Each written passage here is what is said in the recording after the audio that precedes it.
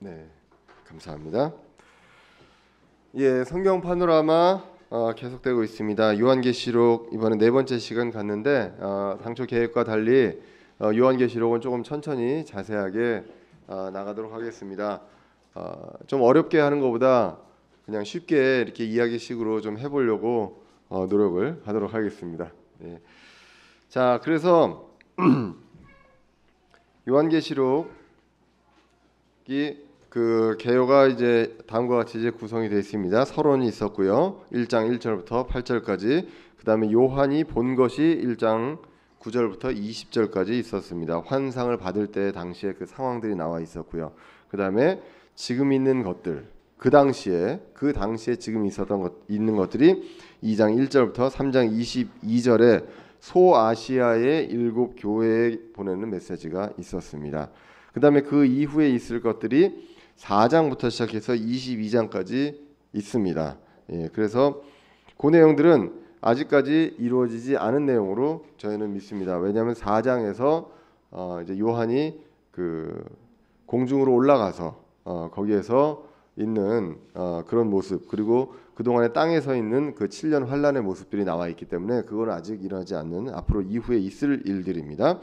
특별히 이제 4장부터 19장까지는 그 환란기에 대한 내용입니다. 이 환란기 그 기간에 공중에서 주님과 함께 주님을 믿는 사람들이 모여 있는 그곳에서 일어난 일들이 있고, 그리고 그 밑에 땅에서 동시에 7년 동안에 있었던 일들이 이제 4장부터 19장까지 나와 있고, 20장에 그것이 끝나고 이제 천년 왕국이 나오게 됩니다.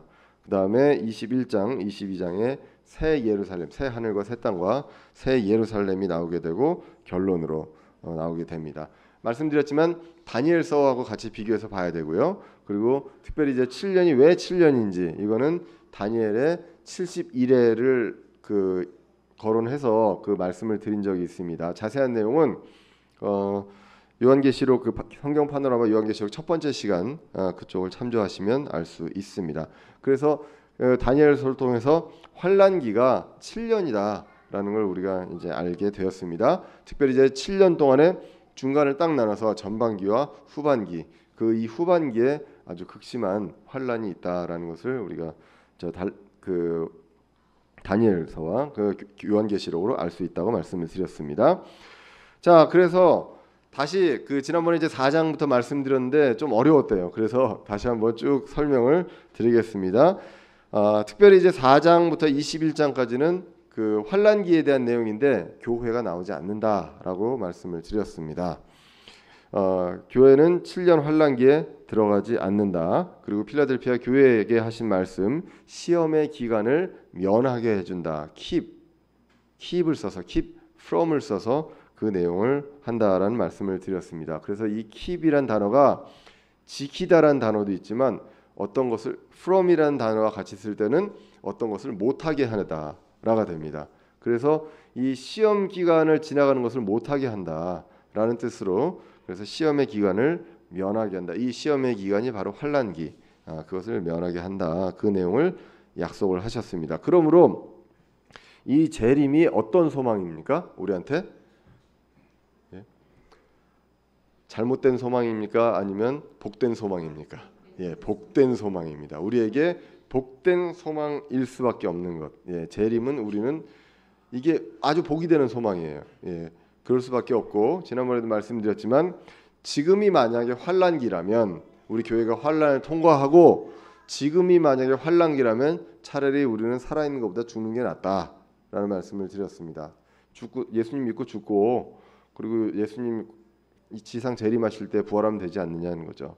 그런데 우리가 믿는 것은 아직 지금이 환란기가 아니고, 그 교회는 환란기를 통과하지 않고 예수님이 공중에 재림하실 때 믿는 우리들은 다 같이 죽은 사람들도 부활하고요. 그리고 살아있는 사람들도 몸이 순식간에 변해서 올라간다라는 것을 우리가 이제 고린도전서 15장을 통해서도 배운 기억이 있습니다.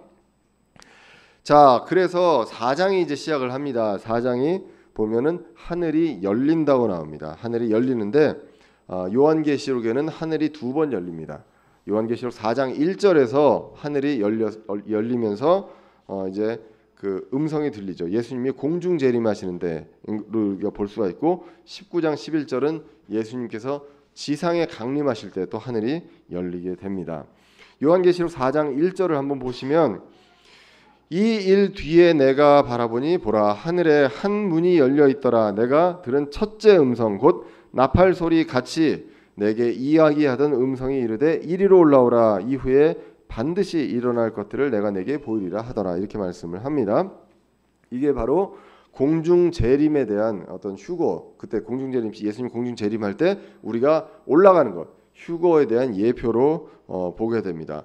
요거를 이제 데살로니가전서 4장 16절하고 비교해서 보시면 여기서도 나팔 소리가 나온다는 거죠. 주께서 호령과 천사장의 음성과 하나님의 나팔 소리와 함께 친히 하늘로부터 내려오시리니 그리스도 안에서 죽은 자들이 먼저 일어나고 그 뒤에 살아서 남아있는 우리가 그들과 함께 구름들 속으로 채어 올라가 공중에서 주를 만나리라. 그리하여 우리가 항상 주와 함께 있으리라. 데살로니가전서 4장에서 뭐라고 말씀하시냐면 그리스도가 오십니다. 어떻게 오시냐? 호령하시고 천사장의 음성과 하나님의 나팔 소리와 함께 친히 하늘로부터 내려오십니다. 내려오셔서 어딜 땅으로 오십니까? 공중에서 만난다라고 말씀을 하시는 거죠. 근데 이 시기가 언제냐? 요한계시록 4장으로 봤을 때 요한계시록에서 나팔 소리가 나오죠. 요 시기다라는 거죠. 그러니까 요 시기가 뭐냐? 환란기가 시작하기 바로 직전. 예, 그 시기로 우리가 보게 됩니다. 왜냐하면 요한계시록을 이렇게 보시면 4장, 5장에서는 이 환란기 동안 공중에서 일어나고 있는 믿는 사람들이 다 올라가서 그런 일들이 나와 있기 때문에 우리가 요한계시록 4장 1절과 데살로니가전서 4장 이것만 봐도 예수님께서 공중으로 오시고 우리가 공중으로 올라가는 시기가 환란기 중간이냐 환란이 끝나고냐가 아니라 환란이 시작되기 전이다라는 것을 알 수가 있습니다. 여기 이제 4장을 보시면 그것에 대해서 더 확신을 가질 수가 있습니다. 4장을 보시면 아까도 말씀드렸지만 4장과 5장에 걸쳐서 환란기에서 공중에서 예수 그리스도와 그 교회가 만나는 그리고 그리스도의 심판석과 어린 양의 혼인잔치가 있는 그것이 이제 묘사되어 있습니다. 혼인잔치는 이제 나중에 나오죠. 자, 4장 3절에 보시면 공중에 딱 올라갔어요. 요한이 올라갔어요. 아까 드린 나팔 소리가 이 나팔 소리와 함께 호령이 있기 때문에 어떤 분들은 이게 이제 각각의 사람들의 이름을 부를 것이다. 그 당시에 예수님이 오실 때 그렇게 이야기하시는 분들도 있습니다. 그래서 올라가 보니까 왕자에 앉아 계시는 분이 있어요. 그리고 4절에 보니까 그 둘레에 자리가 24개가 있는데 거기에 24명의 장로들이 있다고 합니다. 그래서 이 장로들이 찬양을 하고 있습니다. 그래서 이 24 장로가 누구냐라고 봤을 때 성경에 이제 그 요한계시록 요 내용들을 보시면 흰 옷을 입고 있고요. 금관을 쓰고 있습니다. 이 금관은 우리가 신약 성경에서 한 7가지 정도의 관이 나옵니다. 크라운. 우리가 개역 성경에서는 면류관이라고 그러거든요. 내가 무엇을 했을 때 보상으로 받는 관이 있습니다. 이 관이 이제 뭐 의의 관도 있고 생명의 관도 있고 썩지 않는 관, 영광의 관, 환희의 관 이런 관들이 있습니다. 그렇기 때문에 근데 이 사람들이 누구냐? 요한계시록 5장 9절에서 10절을 보시면 이들은 구원받은 성도임을 알 수가 있습니다. 요한계시록 5장 9절에서 10절을 한번 찾아볼까요?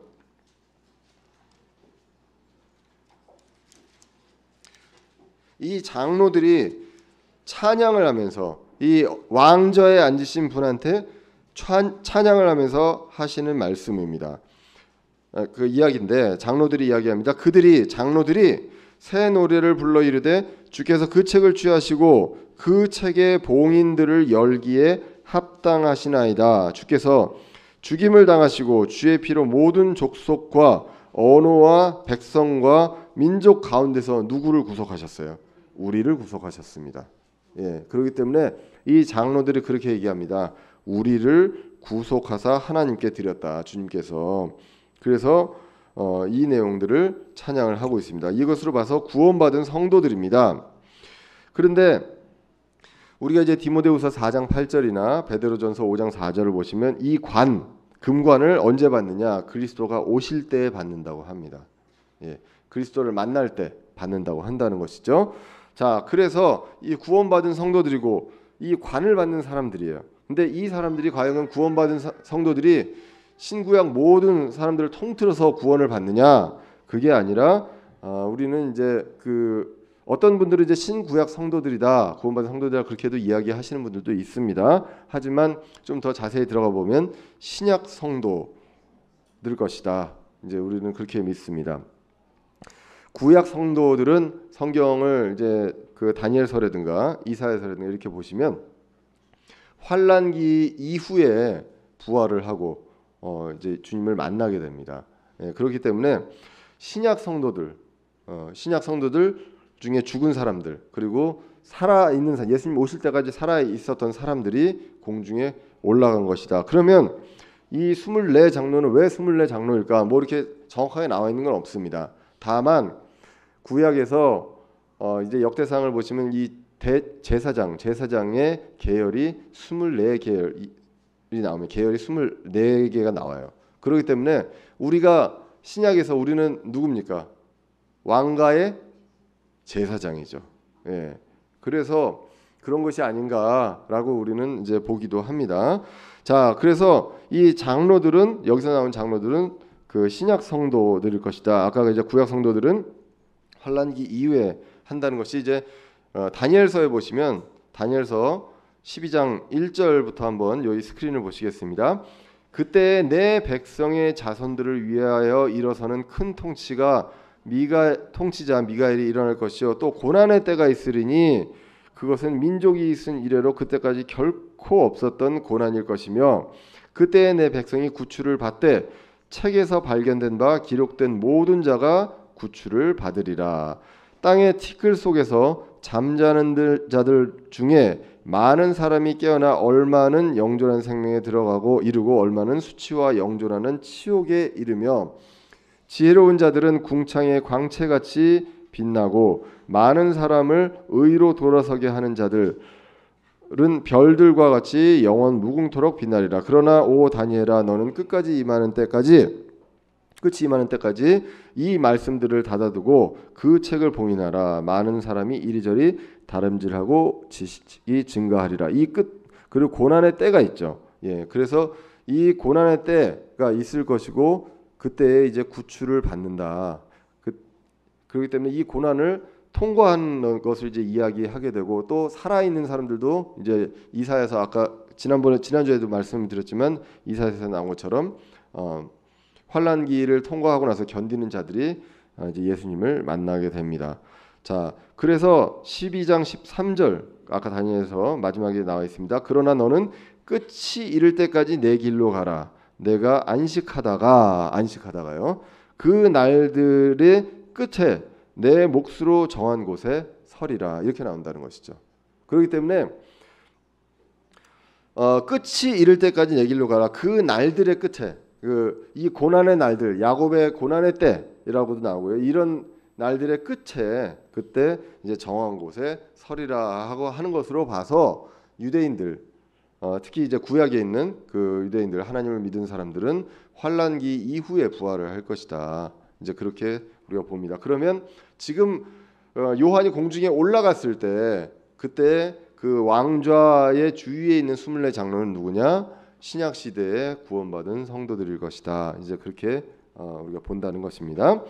자, 다시 이제 4장으로 돌아와서 그 5절에 보시면 하나님의 일곱 영이 나옵니다. 하나님을 말씀할 때 일곱 영 이렇게 이제 많이 표현을 합니다.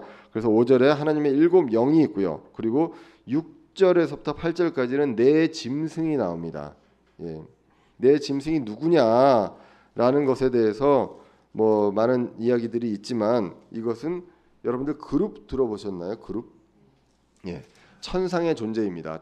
천사하고는 좀 다른 천상의 존재로 이제 그룹들이 나오고 에스겔서 1장 10절에 나옵니다. 이런 그룹들이 이제 그 5절에 묘사된 것으로 보게 됩니다. 7절이죠. 6절에서 8절까지. 특별히 이제 7절에서 보시면 첫째 짐승은 사자 같고 둘째 짐승은 송아지 같고 셋째 짐승은 사람 같은 얼굴을 가졌고 넷째 짐승은 날아다니는 독수리 같더라. 그래서 이 존재들이 다 6날개를 가졌고 그 안쪽에는 눈들이 가득하더라. 이렇게 나옵니다. 그래서 이들이 무엇을 하고 있느냐? 8절에 보시면 거룩하다 거룩하다 거룩하다 주 하나님 전능자여 그분은 전에도 계셨고 지금도 계시고 앞으로 오실 이시로다. 이렇게 이제 하나님을 찬양합니다. 4장에서 보시면 소개되는 인물들이 있죠. 그 왕좌에 앉으신 분이 있어요. 그리고 하나님이 계시고 또 24장로가 있고 네 짐승이 있습니다. 이런데 이들이 하는 일들이 뭐냐 하면 하나님을 찬양합니다. 9절에서 17절도 보시면 그 짐승들이 왕좌에 앉으신 분 곧 영원토록 살아계시는 분께 영광과 존귀와 감사를 드릴 때에 10절에 24장로가 왕자에 앉으신 분 앞에 엎드려 영원 무궁토록 살아계시는 분께 경배하고 자기들의 관을 왕좌 앞에 던집니다. 보상으로 받은 자기들의 왕관을 던지고 11절에 오 주여 주는 영광과 존귀와 권능을 받기에 합당하오니 주께서 모든 것을 창조하셨고 또 그것들이 주를 기쁘게 하려고 존재하며 창조되었나니라. 이렇게 나오게 됩니다. 나이다 하더라 이렇게 나오게 됩니다. 자, 그래서 우리가 찬양도 있죠. 영광과 존귀와 권능 받으소서 이런 찬양도 있는데 여기서 이제 나온 것으로 제가 알고 있습니다. 그래서 장로들이 이야기합니다. 모든 것을 창조하셨고 또 우리들을 창조하셨고 그것들이 왜 창조가 됐어요? 주를 기쁘게 하려고 존재하고 창조가 되었나이다. 이렇게 이제 고백을 하는 것. 그러니까 우리가 생각을 해보시면 돼요. 공중에서 우리가 하는 일이 대부분 뭘까요? 찬양하는 겁니다. 경배와 찬양하는 것. 이런 것들이 굉장히 풍성하게 이루어지고 있다.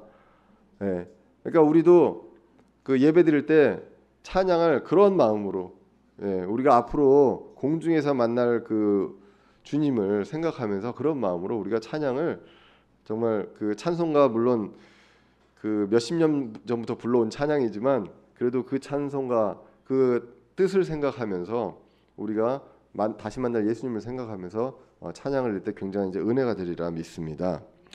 자, 그리고 이제 5장으로 넘어갑니다. 5장에 가보니까 왕자에 앉으신 분이 누구예요? 어린 양입니다. 왕자에 앉으신 분이 누구냐 봤더니 어린 양이고 그리고 7 봉인으로 된 책이 있다. 책이 이제 봉인이 돼 있어요.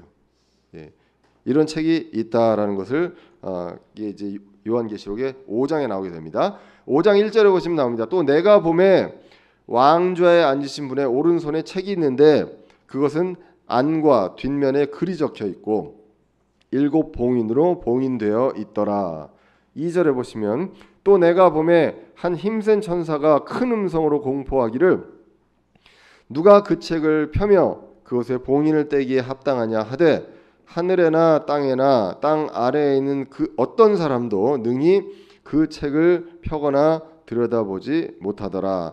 그 책을 펴서 읽거나 들여다보기에 합당한 한 사람이 보이지 아니하므로 내가 많이 울었더니 요한이 울었습니다. 이 봉인을 뗄 사람이 없는 거예요. 이 봉인을 떼서 봐야 되는데 볼 사람이 없어서 요한이 울었더니 장로들 중에 한 사람이 내게 이르되 울지 마라. 보라 유다 지파의 사자 곧 다윗의 뿌리가 이기셨으므로 그 책을 펴서 그것의 7 봉인을 떼시리라 하더라. 그래서 이 책은 누구의 것이에요? 어린 양의 것입니다. 이 어린 양이 누구냐? 유다 지파의 사자라고 5절에 나온다는 것이죠. 이분은 누구냐? 유다 지파의 사자고 다윗의 뿌리입니다. 제가 지난번에 말씀드렸지만 이 사자가 뭐 천사라든가 심부름꾼을 이야기하는 것이 아니라 사자가 진짜로 동물의 그 뭐라고 하죠? 백수의 왕이라고 그러나요? 그 사자입니다. 라이언. 그래서 이 유다 지파의 사자라고도 표현되고 다윗의 뿌리라고도 표현되고 6절에서는 그 죽임당하신 어린 양으로 표현되는 이 분이 이 책의 봉인을 떼기에 합당한 분이다라는 이야기를 합니다. 자, 그래서 9절에 보시면 죽임당하신 이 분이 피로 우리를 구속하셨다. 이게 굉장히 중요하죠. 그죠? 예. 예수님이 그냥 죽어서 우리를 구속하신 게 아니라 뭘로요? 피로. 예. 피로 구속하셨다는 거. 그 피가 그렇게 중요하기 때문에 그 출애굽을 할 때 이집트에서도 어린 양의 피를 발랐고요. 그것을 계속 유월절에서 유월절을 통해서 기념하게 하셨고, 예수님께서도 하나님이신 예수님이 오셔서 그 예수님이 사람으로 오셨지만 그 피가 사람의 피하고 같을까요? 틀릴까요? 예, 틀립니다. 그 피는 아무 그 허물이 없는 그 아주 깨끗한 보혈이라고 우리가 얘기를 하죠. 그리고 그 피는 바로 누구의 피라고 그랬죠? 제가 하나님의 피입니다. 그 하나님의 피를 흘리심으로써 우리를 구속하셨다. 예, 그 내용이 이제 나오는 것입니다. 그래서 그 구속하시고 또 하나님께 드린 분에 대한 게 이제 9절에 나오게 되고요. 그리고 11절에 천사들이 계속 이제 5장에서도 찬양을 합니다. 아까 읽어드렸던 그 장로들도 계속 찬양을 하죠. 우리를 구속하셨고 이제 그런 게 나오는 거잖아요. 그다음에 11절에 그 천사들의 수가 굉장히 많음을, 아까 이제 그 네 짐승은 천사가 아니고요, 천상의 존재고요. 그리고 그룹이, 그리고 그 외에 천사들의 수가 엄청 많습니다. 만만이요, 천천이요 이렇게 나오고, 이 책의 봉인을 6장부터 떼십니다. 그럼 이 책이 무엇일까요? 라고 많이들 이야기들을 하시고 궁금해하시는데, 책이 뭔지는 안 나옵니다. 안 나오지만 우리가 생각하기에 그 무슨 책 같아요? 아까 읽은 여러 성경 중에 봉인 얘기가 나온 게 있는데 여기에 나오죠. 다니엘서 12장 4절에 오 다니엘아 너는 끝이 임하는 때에 그 말씀들을 닫아두고 그 책을 봉인하라 라고 이야기를 했다는 거죠. 그래서 이게 다니엘서라든가 어떤 예언서 뭐 또는 혹은 요한계시록, 이 마지막에 일들을 기록하고 있는 이런 책들을 구약에서는 어떻게 했어요? 봉인했습니다. 그러니까 이 내용들에 대해서 잘 몰라요. 그리고 책을 봉인을 했는데, 책이 있는데 책을 봉인을 해서 이게 뭔지를 잘 모릅니다. 근데 상반되게 마지막 때 어떤 일이 일어난다고 그래요? 그 다니엘서 12장 4절에 지금 책은 봉인됐습니다. 봉인됐는데 반면에 많은 사람들이 이리저리 다름질하고 지식이 증가함에도 불구하고 책이 봉인이 되기 때문에 몰라요. 그런 일들이 일어난다는 것입니다. 예. 얼마나 지식들이 증가하냐면 사람들이 이리저리 다름질합니다. 지금 이제 지난번에도 말씀드렸지만 뭐 우리나라에도 지금 평창 올림픽 때문에 그 인천 공항에서부터 강릉까지 KTX가 이제 뚫립니다. 그래서 인천 공항에서부터 그 강릉까지가 한 1시간 반에서 1시간 50분 만에 주파를 할 수가 있습니다. 굉장히 이제 빠르니까 이제는 강릉에, 예전에 그러니까 저는 이제 강릉에 살고 있지만 서울로 출장 갈 때 고속버스를 타고 가거나 이제 이런 식으로 했어야 되는데, 이제는 서울에 웬만한 데는 한 1시간 반 이내로 다 갈 수가 있는 거예요. 기차 KTX를 타고. 예. 그리고 우리가 어디를 가도 그 비행기를 타고 웬만하면 24시간 내에 갈 수가 있습니다. 그냥 그 직항으로 갈 수가 있다면. 예. 그만큼 사람들이 이리저리 다름질하고 있어요. 제가 하는 거를 보고 이 말이 정말 그 와닿습니다. 1년에 제가 한 너댓 번은 해외 출장을 가잖아요. 정말 제가 이리저리 다름질하고 있더라고요. 예. 예, 옛날 같으면 배를 타고 가보세요. 엄청난 시간이 걸렸던 것들이 지금은 비행기를 통해서 그런 것들이 되고, 이제 비행기가 속도가 점점 더 빨라집니다. 이제 옛날에 뭐 20시간 걸렸던 것도 이제 더 빨리 다닐 수 있는 그런 시대가 옵니다. 그럼에도 불구하고 책이 봉인되어 있습니다. 이 책의 봉인을 떼실 분은 누구냐라는 거죠. 유다 지파의 사자시요 다윗의 뿌리고, 예. 그리고 어린 양이신 분이 이 책의 주인이다. 이렇게 이제 나오게 됩니다. 그 다음부터, 그러니까 지금 이 4장과 5장은 공중에 있는 일이에요. 그 다음에 6장부터는 이 책의 7봉인을 하나씩 떼기 시작을 합니다. 그러면서 이제 심판이 이제 일어나는 것들, 그것을 이야기합니다.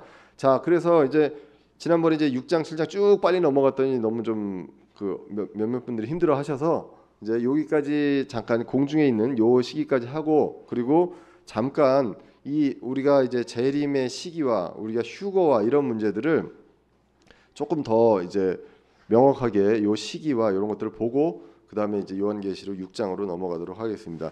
요 다음에 나와 있는 내용들은 여러분들이 그 킷바이블에서 그 재림과 휴거라는 그 동영상이 한 4개짜리가 있어요.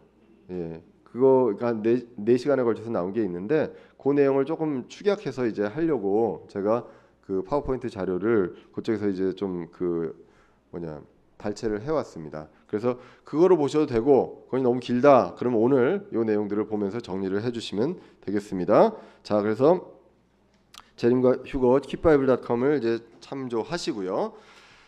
자, 이 데살로니가전서 이야기했습니다. 형제들아 잠자는 자들에 관하여 너희가 모르기를 원치 않는다. 데살로니가전서 4장 13절부터 18절까지 죽은 자들에 대해서 우리가 그냥 우리는 다 모르니까 그냥 우리만 믿고 살아라. 그리고 우리가 열심히 살면 되지. 이렇게 성경에서 이야기하지 않는다는 거죠.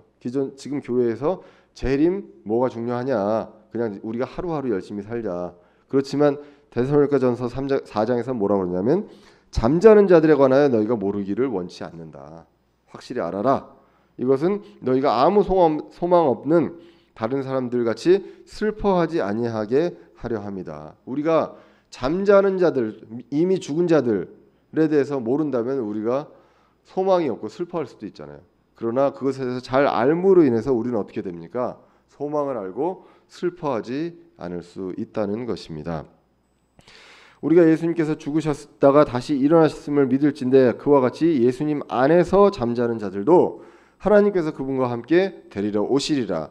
우리가 주의 말씀을 너에게 이것을 말하노니 주께서 오실 때까지 살아서 남아 있는 우리가 결코 잠자는 자들보다 앞서지 못하리라. 먼저 잠자는 자들이 먼저 일어남을 이야기합니다.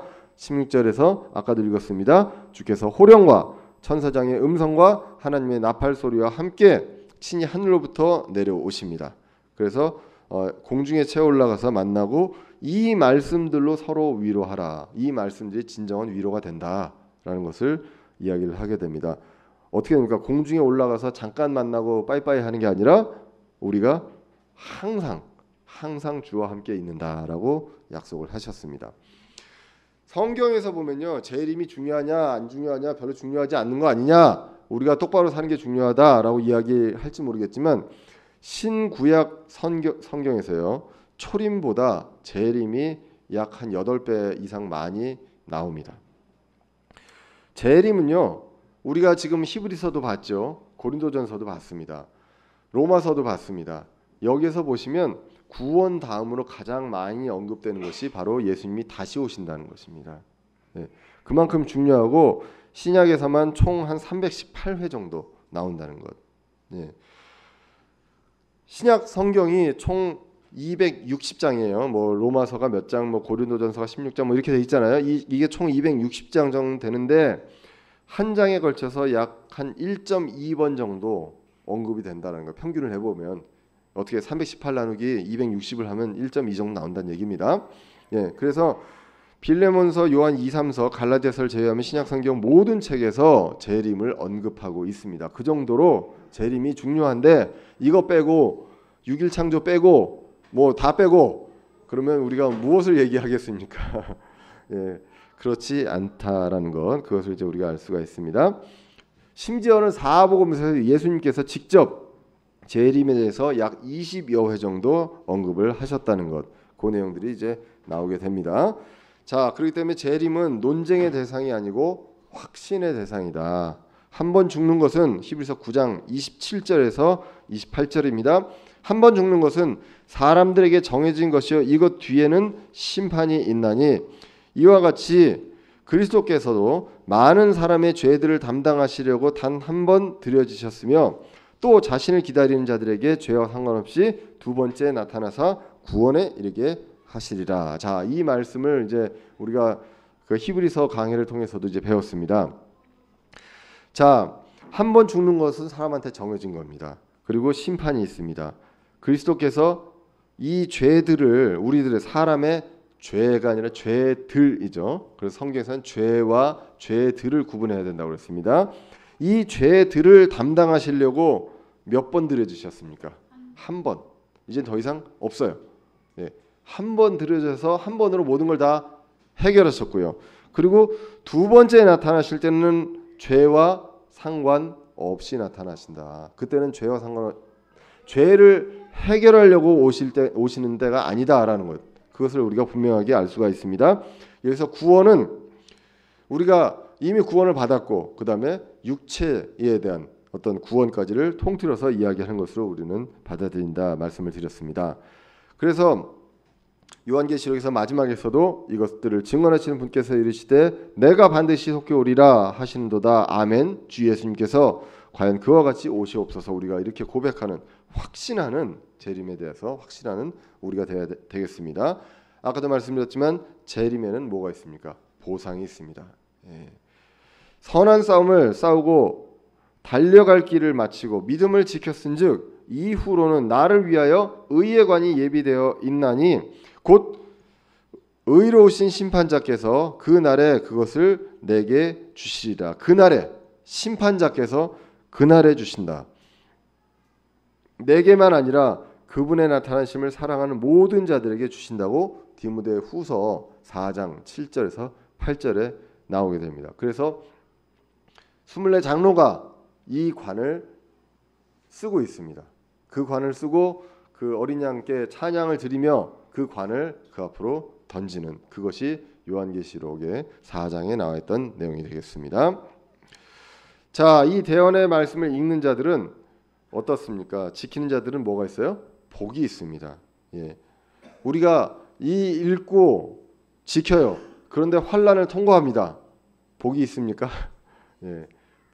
복이 있나니 이는 때가 가깝기 때문이라. 그리고 요한계시록 22장에서도 얘기합니다. 내가 속히 오리니 내가 줄 보상이 내게 있어 각 사람에게 그의 행위에 따라 주리라. 이것은 행위에 따라 주는 것은 보상입니다. 우리가 어떻게 하느냐. 이 보상에 대해서 대표적인 구절이 무엇이 있을까요? 예. 여러 번 말씀드렸던 어느 책을 찾으면 될까요? 고린도전서 3장을 찾으면, 그죠? 예. 예수 그리스도 기초의 위에 금과 은과 나무와 짚을 올려놓죠. 불로 태웠을 때 남는 것이 있는 사람은 보상을 받고 그렇지 않으면 보상에 손실이 있으리라. 이것이 고린도전서 3장에 나온다고 말씀을 드렸습니다. 재림의 징조들이 성경에 많이 나와 있습니다. 대표적인 것이 에스겔 37장 유대인들의 귀환입니다. 마른 뼈의 환상, 그걸 통해서 유대인들의 귀환임을 제가 지난번에 이제 말씀을 드렸습니다.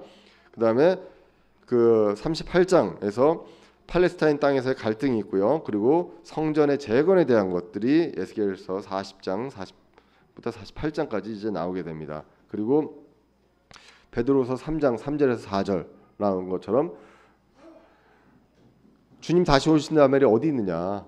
조상이 잔 이후로 지금까지 그대로 있다. 이런 내용들을 이야기하는 편만한 인본주의와 진화론과 범신론 이런 것들이 있고요. 그 다음에 디모데후서 3장 1절에서 7절에 보시면 도덕적으로 완전히 붕괴되는 그런 내용들이 나오게 되고요. 약육강식과 양극화가 이루어지고 아까 읽은 다니엘서 12장 4절에 보시면 과학기술이 엄청나게 발달합니다.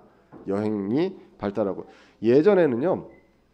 제가 대학원 다닐 때 석사 때만 해도 그 한번 말씀드린 적이 있는데 책을 가지고 공부를 하고요. 그다음에 새로 나온 그 연구 결과가 보통 책보다는 논문으로 나오잖아요. 이 논문으로 나오는데 해외에서 그 연구를 리드하고 있는 사람들의 논문을 읽기가 굉장히 힘들었어요. 왜냐하면 그 이 논문이 책으로 이 논문 이렇게 요걸로 나오는데 한 1년에서 2년이 걸리거든요. 그럼 그게 나오면 그게 이제 그 어떤 그 학회에서 그 저명한 이제 외국 학회에서 이게 논문으로 출간되는 데까지 또 몇 개월이 걸립니다. 그럼 몇 개월이 걸리죠. 그 몇 개월이 우리나라의 도서관으로 오는데 또 몇 개월이 걸립니다. 그러면 그걸 찾는데 이제 엄청나게 오래 걸려요. 지금은 인터넷 때문에요. 나오면 바로 볼 수가 있어요. 돈만 내면 됩니다. 그러니까 이 지식을 습득하는 속도가 엄청나게 빨라졌어요. 그래서 이 발전 속도도 엄청나게 빨라졌습니다. 그렇기 때문에 지식이 굉장히 증가를 하고 여행이 발달합니다. 아까도 말씀드렸듯이 이런 일들이 일어난다. 이것들이 이제 마지막 때와 함께 성경에서 이 마지막 날들에 대해서 이야기하면서 하는 내용들이 이러한 징조들이 있습니다. 자, 그런데 이 날은 알 수 있느냐? 아무도 모른다는 것. 그죠? 그리고 주님께서 원하시는 건 뭐냐? 오래 참고 아무도 멸망에 이르지 않고 모두 회개에 이르기를 원하십니다. 주님께서 원하시는 것은 그것입니다. 예정론에서 얘기하는 것처럼 몇몇 사람들만, 예정한 사람들만 하는 것이 아니라 주님이 원하시는 것은 모든 사람이 모두 회개에 이르기를 원한다. 이것을 합니다. 그러나 주의 날이 밤에 도둑같이 온다는 것. 그때는 이제 그 뜨거운 열에 의해서 녹고 땅과 그 안에 있는 일들도 모두 불태워지리라. 이렇게 이제 나오게 됩니다. 자, 그림을 이렇게 한번 보시면 이제 그 이쪽에 이제 그 예수님께서 베들레헴으로 오셨죠. 초림하셨고 그다음에 33년이 있었고 그 갈보리 십자가에서 이제 고난 당하시고 그 살아나시고 올라가셨습니다. 그래서 그 이후에 열린 그 교회 시대가 있어요. 교회 시대가 있고 그때 우리가 하는 게 뭐죠? 너희가 이 빵을 먹고 이 잔을 마실 때마다 주의 죽으심을 그분께서 오실 때까지 보이니라. 주의 만찬을 하면서 우리는 주님 오실 때까지 그것을 기억합니다.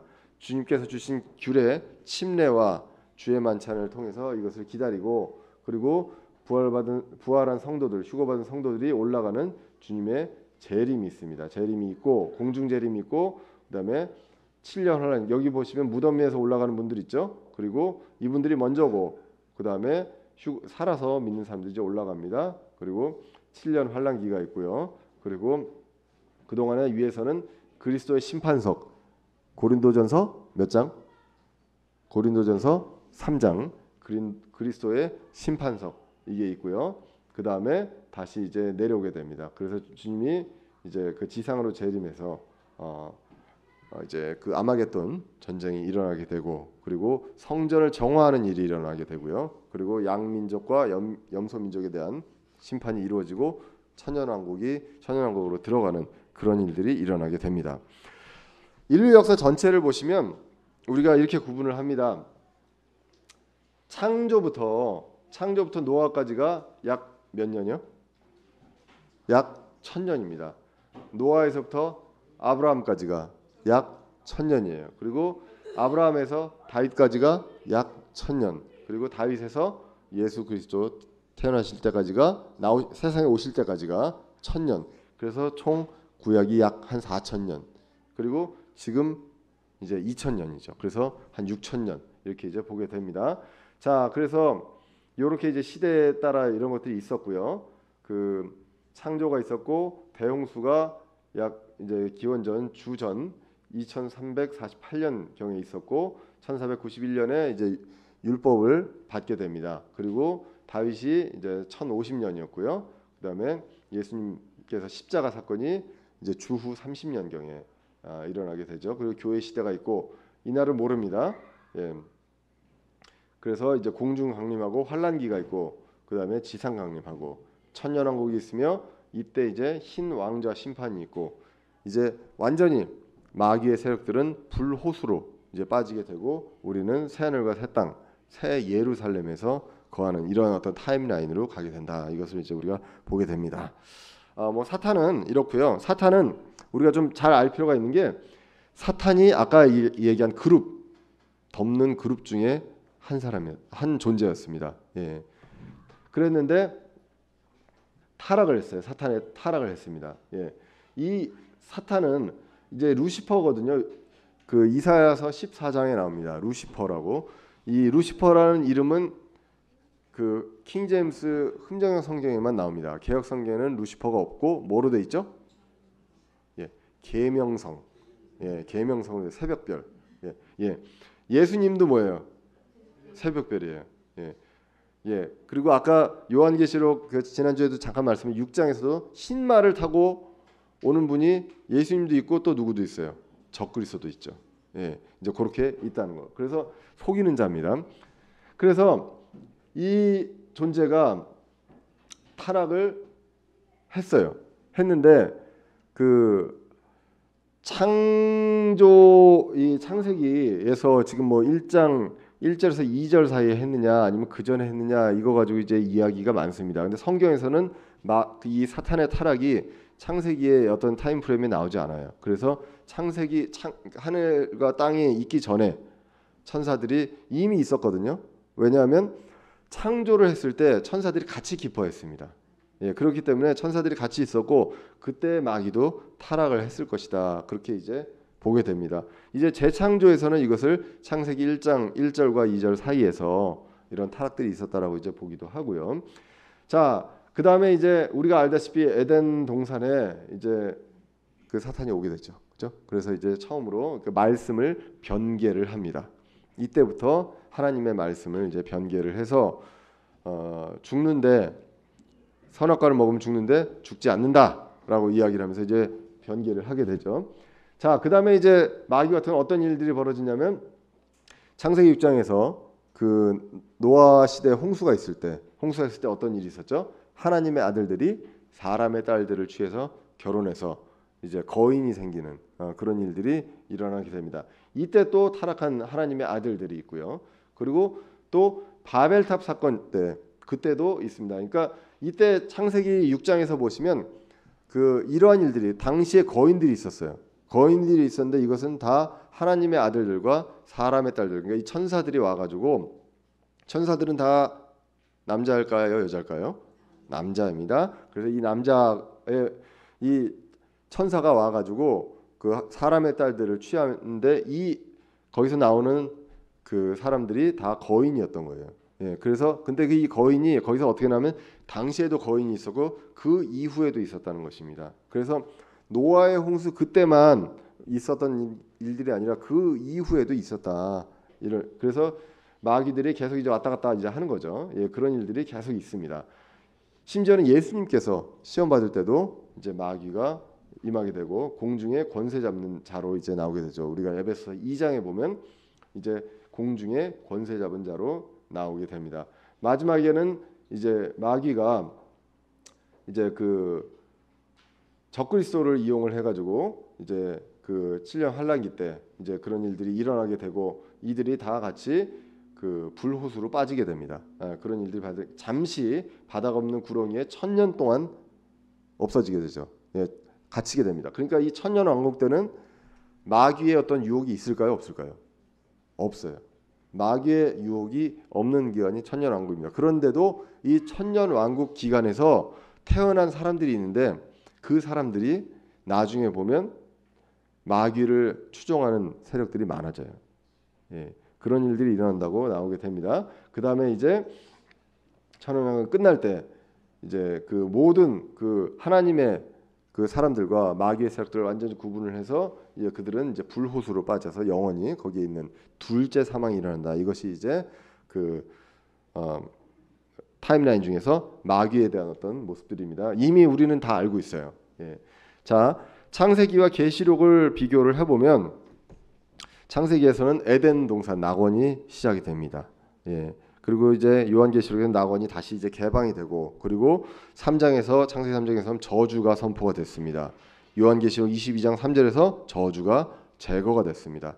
그리고 아담과 이브가 이 선악과를 먹고 나서는 생명나무를 먹지 못하게 하는 게 이제 창세기 3장에 나오게 되고요. 그리고 이 생명나무를 다시 먹게 되는 게 창세기 22장, 창세기는 요한계시록 22장에 나오게 됩니다. 창세기에선 죽음이 시작되고 요한계시록에선 죽음이 종결이 됩니다. 창세기 3장에서는 창세기에서는 뱀이 잠시 승리하는 것처럼 보여집니다. 그러나 요한계시록에서는 어린 양이 승리를 하고요. 창세기 10장에서 이제 바벨탑이 결국은 이제 바빌론이 시작입니다. 그래서 바빌론이 시작되고 요한계시록에서 보면 바빌론이 멸망을 하게 됩니다. 창세기에서 이러한 것들로 인해서 하나님과의 교제가 중단이 되고 요한계시록에서는 교제가 회복된다. 이 내용들이 이제 나와 있습니다. 우리가 성경을 볼 때 이 세 가지를 구분해서 봐야 된다고 그랬어요. 예. 어떤 게 있냐면 성경에서는 유대인이 나오고 이방인이 나오고 교회가 나온다고 그랬습니다. 우리가 고린도전서 10장 32절에 나와 있는 말씀을 인용을 했었습니다. 유대인들에게나 이방인들에게나 하나님의 교회나 어떤 실족거리도 주지 마라. 이 세상에 유대인이 있고요. 그리고 불신자인 이방인이 있습니다. 우리는 어디에 속합니까? 하나님의 교회에 속합니다. 그러므로 이 성경에서 그 유대인에게 대상으로 한 말이 있어요. 그리고 하나님의 교회에게 하신 말씀이 있습니다. 이 두 개를 같이 혼용해서 보면 완전히 그 구원과 재림과 이런 것에 대한 모든 것들이 두 가지가 다 나와요. 예, 우리가 환난을 통과해야 되고 어떨 때는 우리가 환난을 통과하지 않아야 되고 우리가 은혜로 구원을 받아야 되고 아니라 우리는 은혜 플러스 행위를 해야 된다. 이런 것들이 나오게 된다는 것이죠. 그래서 그 두 개를 구분을 해야 됩니다. 대표적으로 신약 성경에서 마태복음을 읽을 때 우리가 주의해서 읽어야 된다는 것입니다. 마태복음은 유대인을 대상으로 한 것입니다. 그렇기 때문에 거기에 나와 있는 비유라든가 특히 24장 이후에 나와 있는 이 비유들, 세상의 마지막 때를 이야기하면서 나와 있는 이 비유들을 이야기할 때, 그리고 예수님이 오시는 것에 대해서 이야기할 때도 분명하게 우리가 이제 누구한테 한 이야기인가 이런 것들을 구분을 해볼 필요가 있습니다. 자, 유대인들에 대한 내용들이 이제 나오고요. 요거는 좀 넘어가겠습니다. 자, 이스라엘의 환란에 대한 것들은 이렇게 구약 성경과 신약 성경에서 많이 나와 있습니다. 대표적으로 그 다니엘서와 스가랴서를 보면 구체적으로 이제 많이 나와 있어요. 그리고 마태복음에서도 제가 몇 번 말씀드렸지만 23장, 24장, 25장에서 이런 이스라엘의 환란이 나와 있고 우리가 로마서 강의에서도 봤지만 9장에서 11장은 특별히 이스라엘 민족들에 대한 내용들을 하는 것을 이제 봤습니다. 자, 환란이라는 것은 어떤 의미냐? 트리블레이션 나와 있습니다. 성경에서 총 26회 나와 있고요. 예. 그래서 이것은 고난, 고통, 괴로움입니다. 그러니까 이것을 고난으로 바꾸어도 되고요. 결국은 이때 환란 동안에 무엇을 하냐? 알곡과 쭉정이라고도 하죠. 그죠? 결을 분리시키는 일을 한다는 것입니다. 그래서 이것은 개인 또는 민족한테 적용될 수 있다. 그래서 일반적으로 일어나는 환란들이 있어요. 일반적으로 우리 인생에 일어나는 환란이 있잖아요. 예. 그런 환란과 7년 환란의 그 이스라엘의 환란, 이거는 완전히 다르다는 거죠. 그 전까지 절대 볼 수 없었던, 겪지 못했던 환란이 일어난다고 성경에서 있죠. 그렇기 때문에 어떤 우리가 인생에서 겪는 환란과 그때 그런 환란은 물론 우리 인생에서 겪는 환란도 힘들죠, 되게. 하지만 그때는 지금의 것과 비교가 할 수 없을 정도로 극심한 환란이 온다는 것, 그것을 이제 이야기를 하게 됩니다. 이스라엘의 저 환란에 대해서 이제 신명기에서도 이렇게 나오고요. 신명기 4장 30절에서 31절에 나오죠. 그 마지막 날들에 대한 내용들이 나오게 됩니다. 그리고 마태복음 24장 21절에 보시면 큰 환란이라고 나오고 세상이 시작된 이래로 그런 환란이 없었고 그 이후에도 없을 것이다. 이 정도로 극심한 환란이 올 것이다라는 거예요. 예. 그래서 이제 예레미야서에도 보면 이제 환란에 대한 내용들이 굉장히 많이 나옵니다. 예레미야가 무슨 대언자라고 그래요? 뭐의 대언자? 눈물의 대언자라고 그러죠. 예, 많이 이제 웁니다. 너무 슬퍼요. 하나님의 말씀을 대언을 하는데 그 대언을 하는 내용들이 너무 암울합니다. 예, 슬픕니다.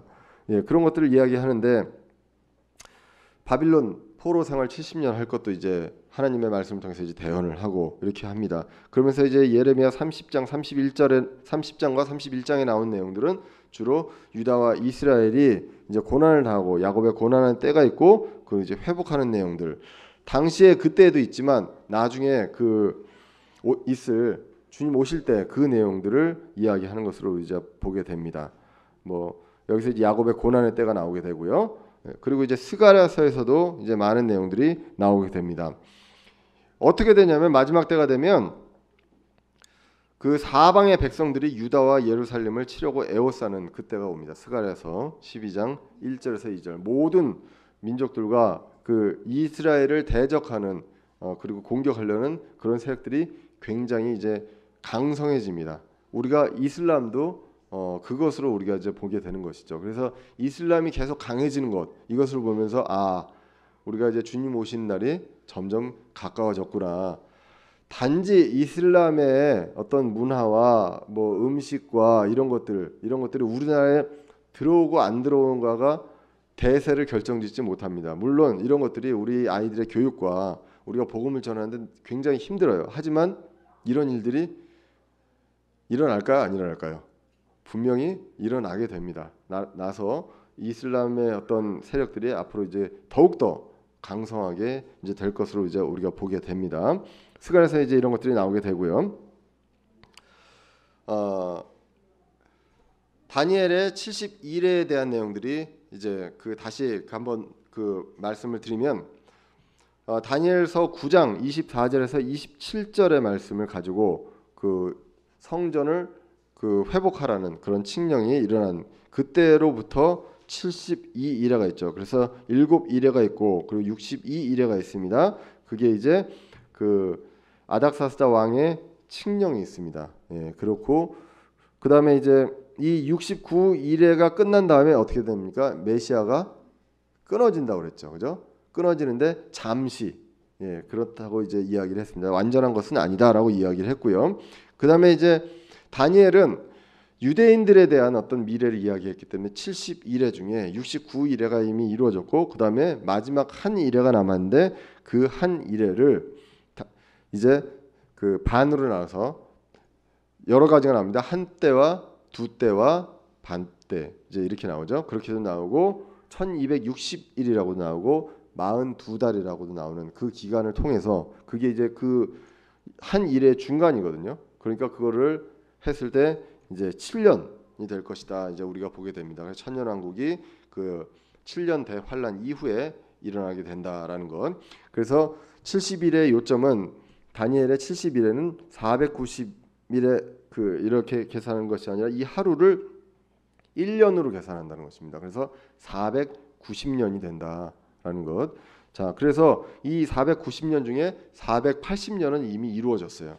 나머지 7년이 483년이 이루어졌고 나머지 7년이 남은데 이 7년이 지금까지 잊지 못했던 그런 극심한 환란에 대한 내용이 이제 바로 7년에 대한 내용입니다. 말세 이제 적그리스도는 다니엘의 백성인 이스라엘과 7년 동안 언약을 맺는다고 하고요. 언약을 맺은 중간에 그것을 파기를 하죠.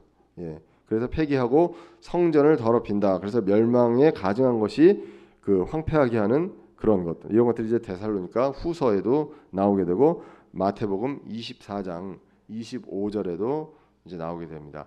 그래서 이런 것들을 통해서 지금 우리가 무엇을 봤냐면 전체적인 지금 프레임을 보고 있습니다. 재림에 대한 성경의 말씀과 이게 분명하다라는 것과 이 타임 프레임이 어떻게 되어가고 있는가 이런 내용들을 이야기를 지금 하고 있고 그리고 이 환란기가 7년임을 이것을 이제 다니엘서를 통해서 그리고 요한계시록을 통해서 이제 보게 됩니다. 그 다음에 이제 이 환란기의 사건들, 요 내용들을 다음 주부터 잠깐 이제 보려고 합니다. 요걸 잠깐 이제 설명을 드리면 똑같습니다. 그림은 교회 휴거가 있어요. 이것을 요한계시록 4장과 5장에서 보게 됩니다. 그리고 나머지 이 환란기 동안 일어난 일들이 6장에서부터 19장까지 나온다는 것. 예. 그래서 봉인에 대한 게 나오고 나팔에 대한 게 나오고 금병이 나오게 되죠. 그죠? 그래서 적그리스도가 사탄이냐? 그렇지 않습니다. 적그리스도가 있어요. 적그리스도가 있고 나오는데 처음에 3년 반 동안은 이스라엘을 보호하죠. 그죠? 그리고 이렇게 해서 환심을 삽니다. 환심을 사고 그 다음에 중간에 사탄이 땅으로 내쫓깁니다. 예. 그리고 황폐하게 하는 것이 가져간 것이 거룩한 곳에 이르게 되죠. 예, 그렇게 되고 그 다음부터 적그리스도가 세상을 통치하게 되고 이스라엘을 핍박하게 됩니다. 그래서 모든 사람들이 사탄과 적그리스도에게 경배해야 합니다. 그렇지 않으면 도망가야 되는 것이죠. 예, 그러한 일들이 이 3년 중반기 이후에 그래서 대환란기라고 하죠. 환란기의 첫 번째 반 그리고 대환란기가 일어나고 그 다음에 예수님께서 지상 강림을 하고 그 다음에 아마겟돈 전쟁이 일어나게 됩니다. 그래서 예수님과 우리와 이 군대가 이제 적그리스도의 세력을 이기고 이들을 바닥 없는 구덩이에 1000년 동안 가두는 그것이 이제 7년 환란 이후에 예수님께서 지상 강림하면서 일어난다라는 것을 이제 우리가 보게 됩니다. 그 외에 이제 앞으로도 이 휴거에 대한 것들 이런 것들을 다음 시간에 잠깐 좀 더 몇 가지 보고 그리고 이제 요한계시록 6장으로 이제 이어지도록 하겠습니다. 네, 오늘 여기까지 하도록 하겠습니다. 잠시 기도하고 마치도록 하겠습니다.